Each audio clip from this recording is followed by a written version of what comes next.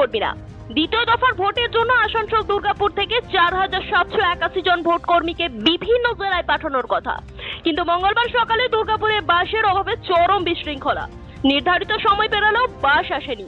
DCRC কেন্দ্রে সময় মতো পৌঁছানো নিয়ে উদ্বেগে কর্মীরা। এক ভোট কর্মী বললেন, সকাল 9টা পেরিয়ে গেছে, ডিউটি কিভাবে করব জানি না, কমিশন কি বলবে সেই দুশ্চিন্তায় আছি। ক্ষুব্ধ কর্মীদের অভিযোগ, হাজার হাজার লোককে পাঠানোর মতো পর্যাপ্ত বাসের ব্যবস্থাই আগে থেকে করা হয়নি, তাই এই ভোগান্তি। কিছুক্ষণ পর কয়েকটি বাস রওনা দিলে পরিস্থিতি স্বাভাবিক হয়, কিন্তু প্রশ্ন, ভোটের মতো গুরুত্বপূর্ণ কাজে এমন অব্যবস্থা কেন? আপনার মত কি? কমেন্ট করুন। ভোর 5টা থেকে দুর্গাপুরে এসে বসে আছি, এখন বাজে 9টা 10, এখনো পর্যন্ত কোনো রকম বাসের ব্যবস্থা এরা করতে পারেনি। এই মুহূর্তে ওরা বাস দিয়েছে, এখন আমাদেরকে কাকদ্বীপ যেতে হবে। আমরা পৌঁছাতে সন্ধ্যে হয়ে যাবে।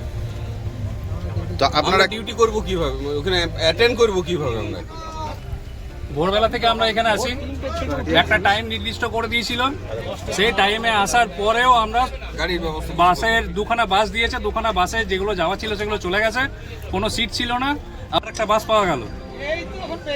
এখন আমরা এখান থেকে প্রায় 9টা 15-20 বাজে এই বেরোবো। এবার কটার সময় পৌঁছাবো তার কোনো ঠিক নেই, ডিউটি কি হবে জানি না, এবার ইলেকশন কমিশন কি করবে সেটাও জানা নেই। আচ্ছা, তার মানে বলতে চাইছেন মানে বাসের সংখ্যা কম আর লোক সংখ্যা আপনাদের বেশি, তাই তো? অনেক বেশি। তাহলে এটার ক্যাম্পিং করার জন্য এখানে কেউ আসেনি? কেউ আসেনি।